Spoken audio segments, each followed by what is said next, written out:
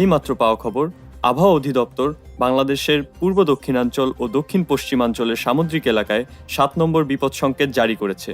এর সাথে আরও বলা হয়েছে যে ২৪ থেকে ৪৮ ঘন্টার ভেতর যে কোনো সময় ঘূর্ণিঝড় সমুদ্র উপকূলে এবং পার্শ্ববর্তী উপকূলীয় এলাকায় আঘাত হানতে পারে। স্থানীয় জনগণকে সকল প্রকার সতর্কতা অবলম্বন করে শুধুমাত্র প্রয়োজনীয় সামগ্রী সাথে নিয়ে দ্রুত নিকটতম সাইক্লোন শেল্টার অথবা নির্ধারিত আশ্রয় কেন্দ্রে আশ্রয় নেবার অনুরোধ করা হয়েছে।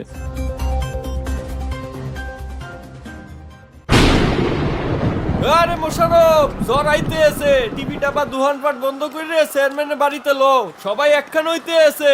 সেলিম ভাই চেয়ারম্যান সাহেবের বাড়িতে সবার সাথে মিটিং করবে, ওই কেনিপাড়ার সৌরভ আর মাইকেল করেও লইয়া লো।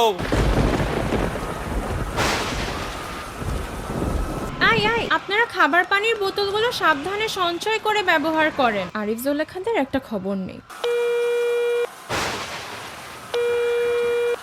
আফা, আসসালামু আলাইকুম। ওয়ালাইকুম আসসালাম আরিফ ভাই, ঝড়ের পূর্বাভাস শুনেছেন? যে কোনো সময় পরিস্থিতির অবনতি হতে পারে। যে আফা, পরিস্থিতি তো দেখতে আছি খারাপের দিকে যাইতে আছে। আপনারা শীঘ্রই আশ্রয় কেন্দ্রে চলে আসেন। যে আফা, মুই আব্বা, জোলেখা, রেহানা আর পলি খালাম্মাগরে লইয়া বাইর হইতে আছি।